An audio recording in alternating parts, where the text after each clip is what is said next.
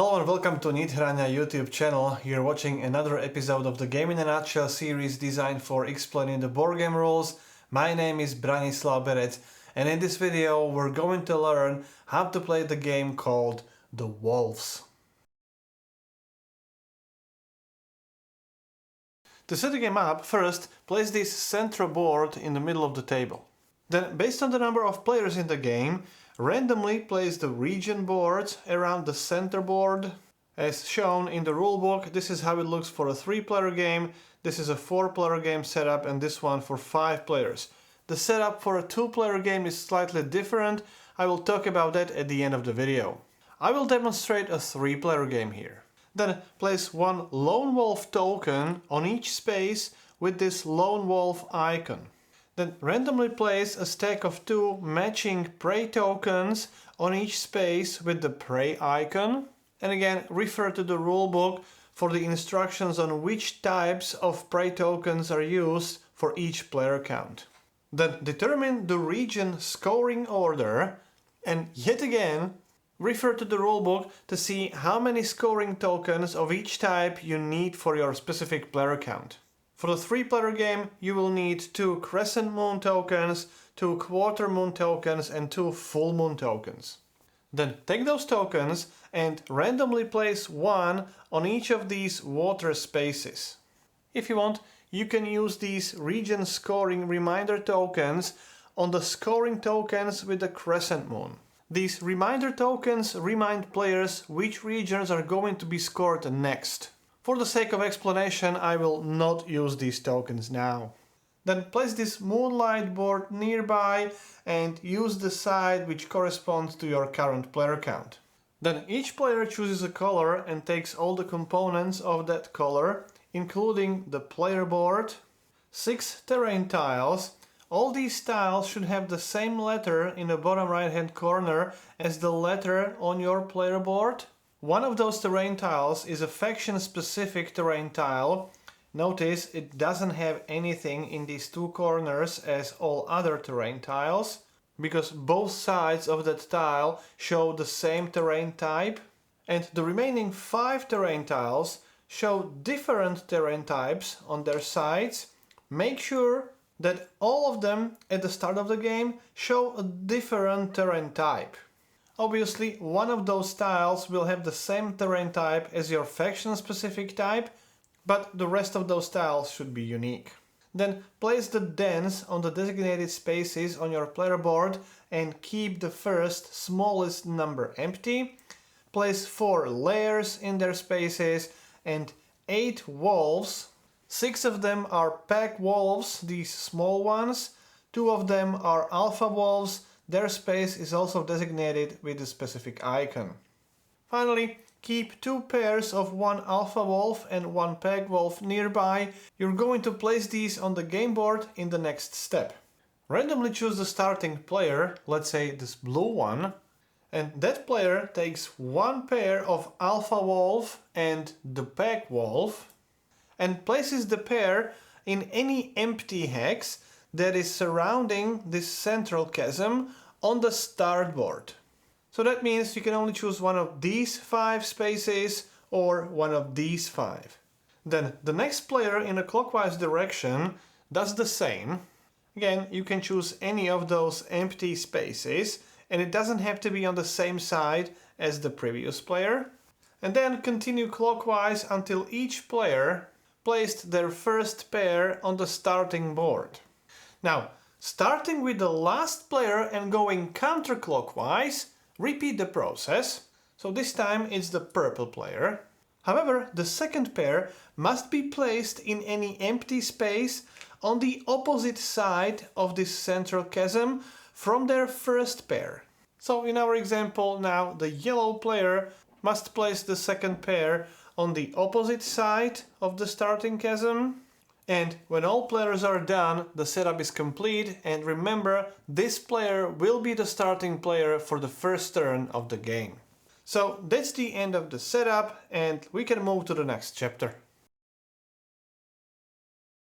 In this game, each player controls 1 pack of wolves and by performing various actions players will fight for the control of the regions on the game board, hunt prey scattered around the regions by surrounding them with your wolves, and improve the attributes of your pack, and with that you will also score some victory points at the end of the game.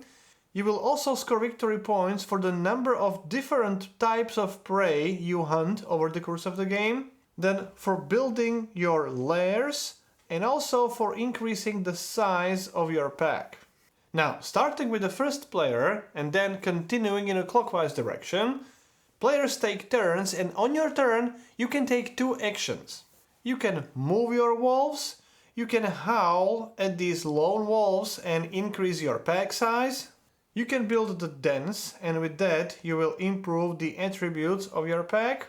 Then you can upgrade dens to lairs. And you can also dominate one of the opponent's lone pack wolf or a den and convert it to your color. I'm going to explain all these actions in just a minute, but before we do that, let me explain how these terrain tiles work. In order to take any action, you will have to have the indicated number of the matching terrain types available and then flip the tile. For example, if you want to take the move action and end your movement in the desert space, you have to have the tile with the desert type available and then flip it to the other side. Notice that in the corner of each terrain tile you have the other terrain type indicated by the color.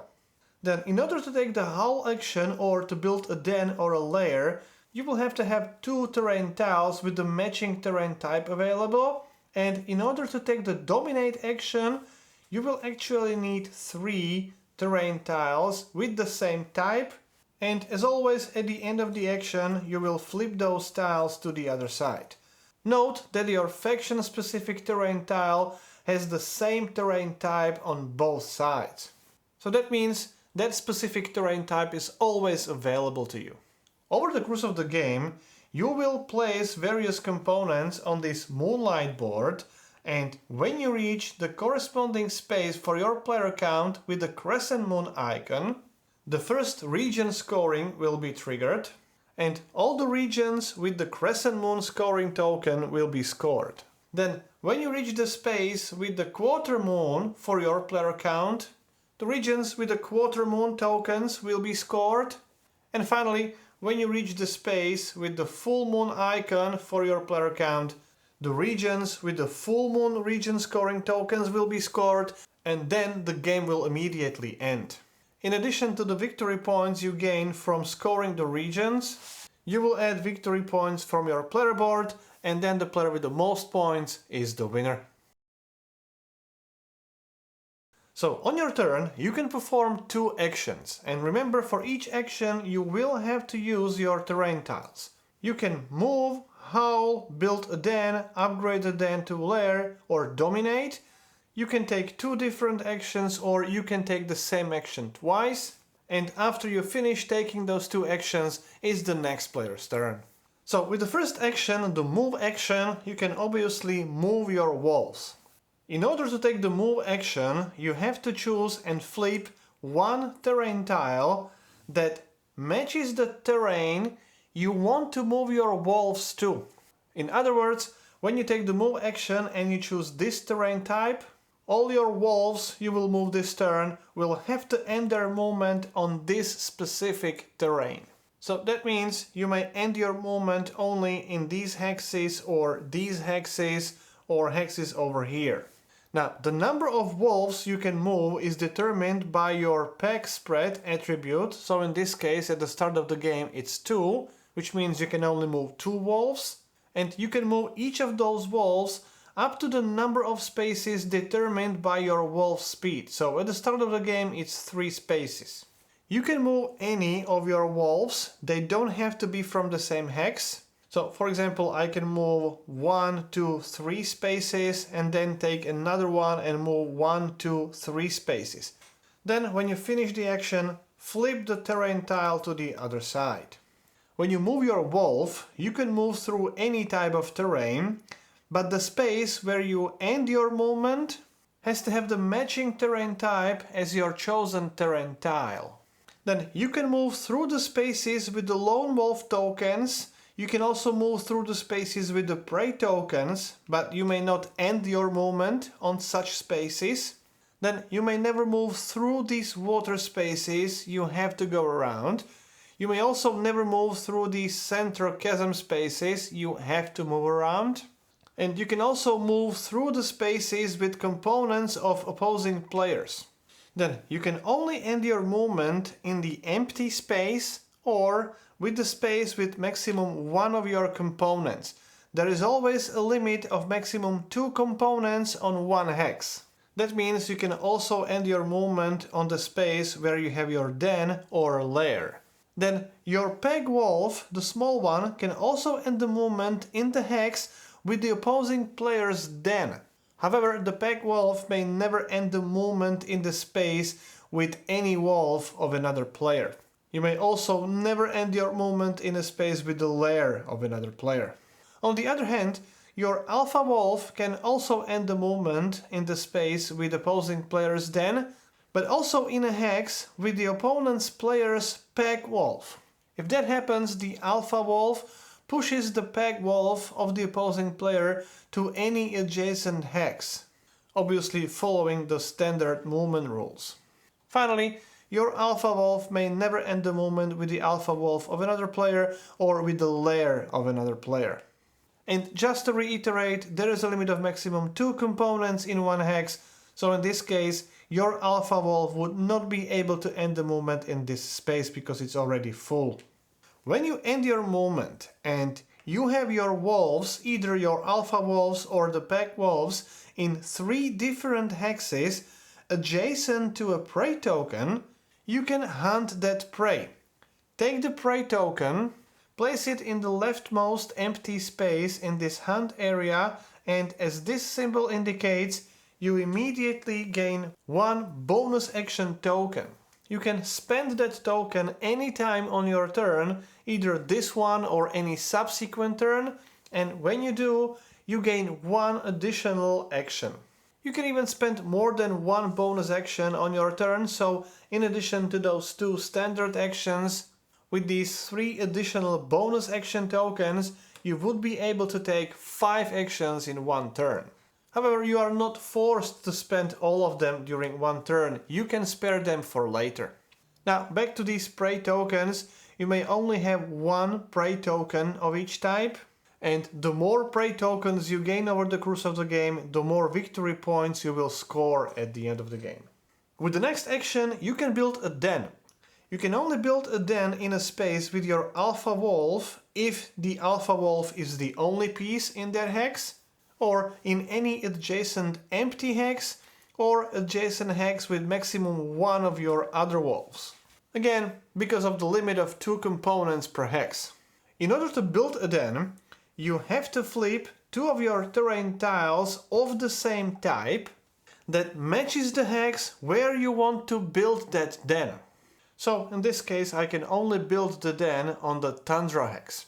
Then take the den marker from any attribute, and when you take them from left to right, from top to bottom. So for example, I can take this one and place it on the chosen hex. With building the dens, you improve the attributes of your pack. Then at the end of the action, don't forget to flip those terrain tiles to the other side. Each hex can only contain 1 den or 1 lair, which means you may never have 2 dens in the same hex.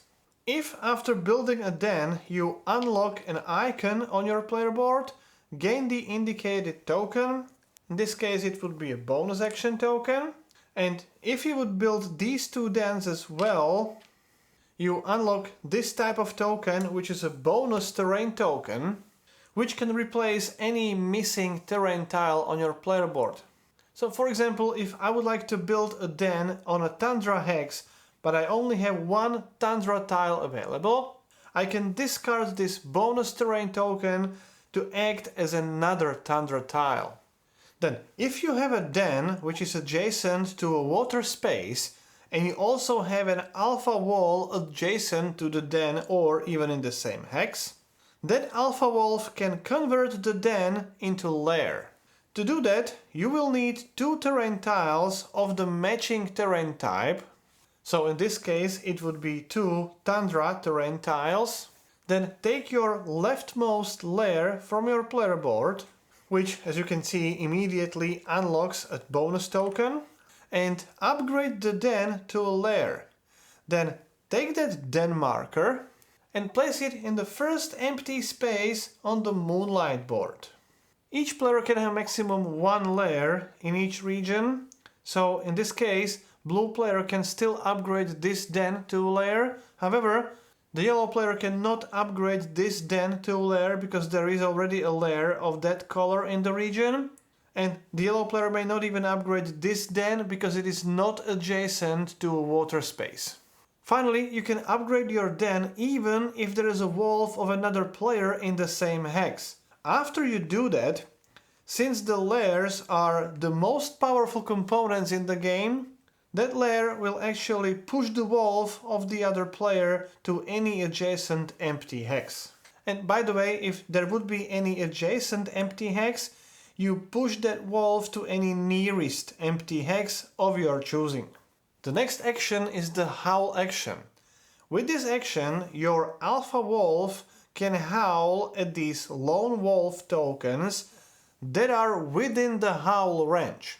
You can find your howl range on your player board, in this case it's 2 hexes, and in order to take the action, you have to have 2 terrain tiles available of the same type that matches the type of the hex the lone wolf token is occupying.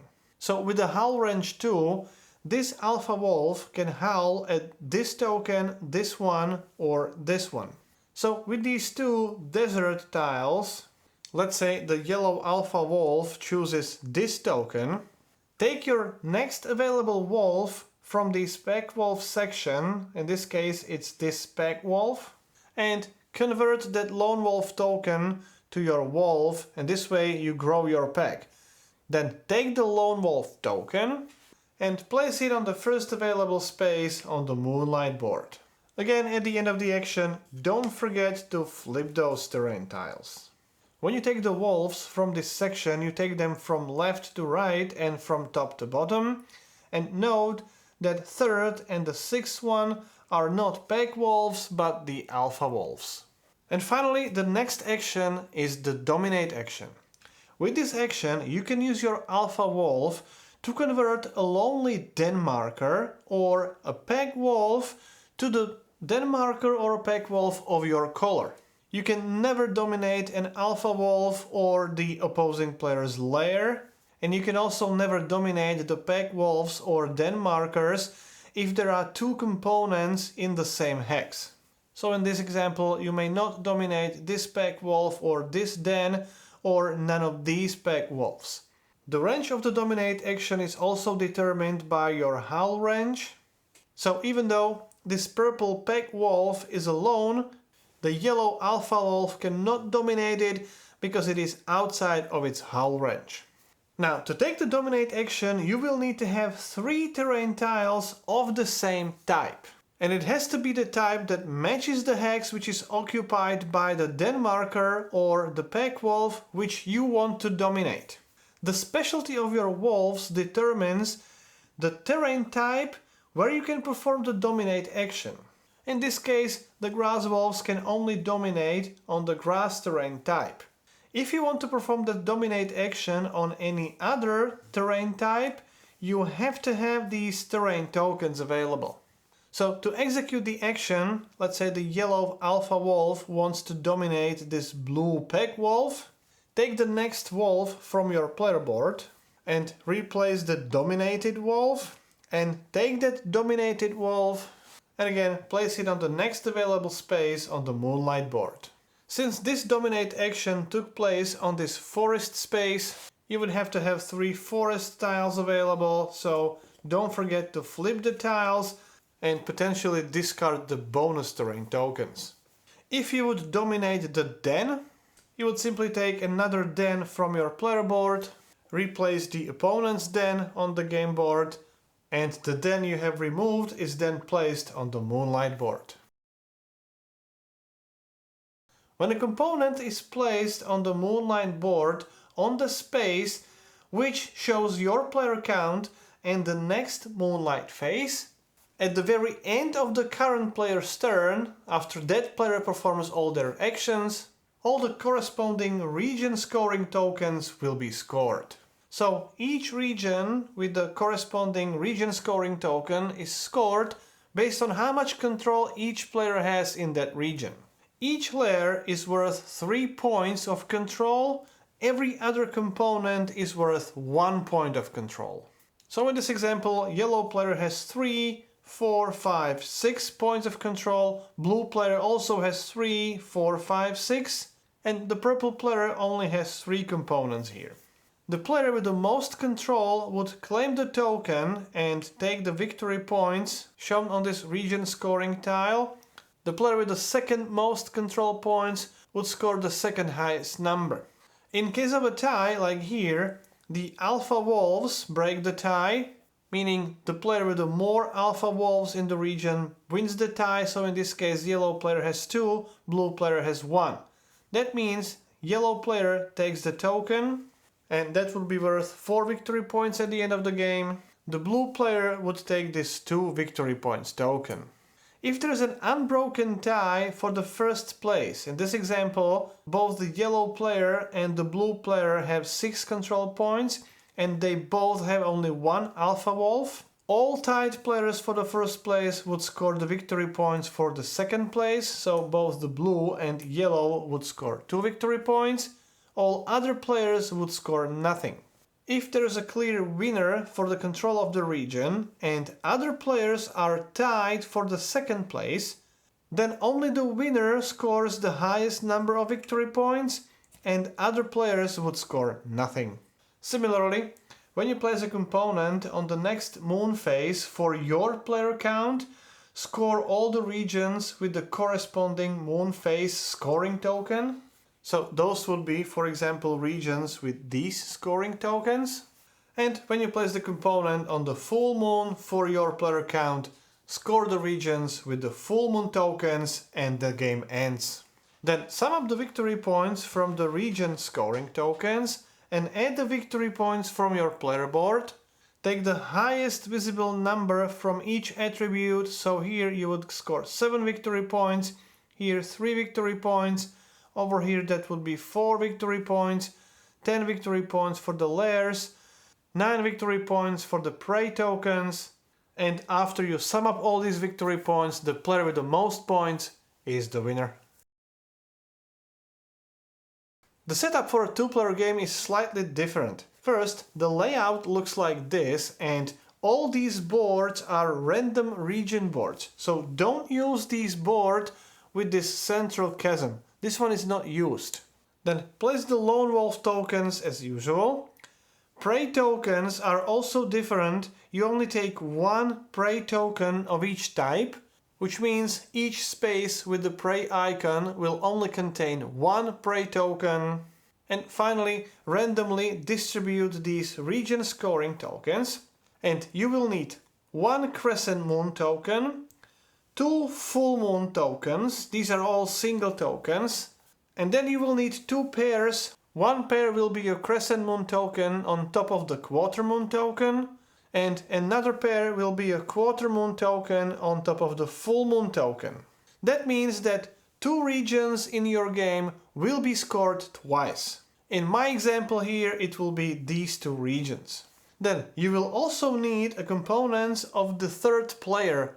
This third player will not take any actions in the game, but the components will count towards the region scoring. Now, the distribution is also given by the rules. In the region where you have this crescent moon token, take 2 peg wolves of this third player and place them on the hex which is on top right to the water space in that region. Then in the regions with the single full moon tokens, place the Lair and the alpha wolf again to the top right hex from the water space of that region. So here with another full moon token we would have again the Lair and the alpha wolf. Then the region which contains the pair with the crescent moon token and the quarter moon token will just have the lair to the top right of the water space, and the region with the pair of tokens with the quarter moon and the full moon will have the lair to the top right of the water space, and 2 alpha wolves to the bottom right to the water space. Then prepare the player board in the same way as for the 3 to 5 player games, however use the side with this 2-player icon. Note that although the player board looks very similar to the other side, you don't score as many victory points for the prey tokens, and you also don't get the bonus action tokens, and also the victory points for the attributes are slightly lower than on the other side.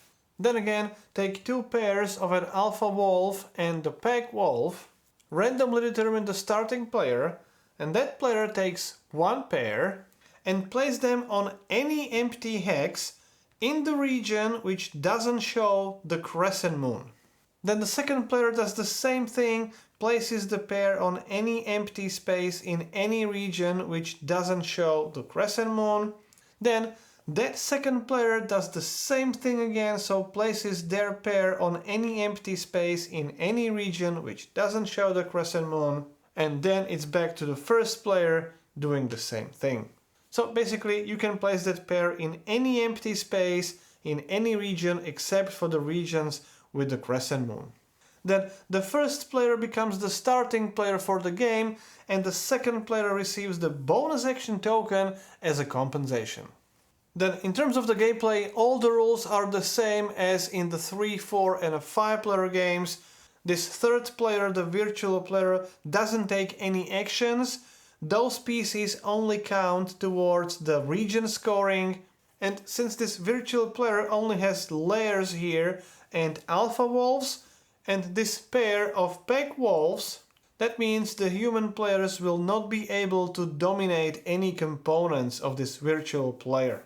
Then during the first scoring, when you score the regions with the crescent moon tokens, you will award those tokens to the players with the most control in the regions, which means in this region you will uncover the second token and that region will be scored for the second time. It may even happen that that virtual player will win the control of the region. In that case you would simply remove the region scoring marker anyway. So that's how you play the wolves. If you would have any questions or comments, I'll do my best to answer as many as I can. If you like the series, please subscribe. You can support the channel on the Patreon page or clicking the thank you button under the video. You've been watching Game in a Nutshell. My name is Branislav Berec and hope to see you next time. I would like to thank everyone who has ever supported the channel, and especially the current supporters listed on this page. If you too would like to support the channel in creation of videos like this and other video tutorials and other content on this channel, please visit the patreon.com/Nithrania.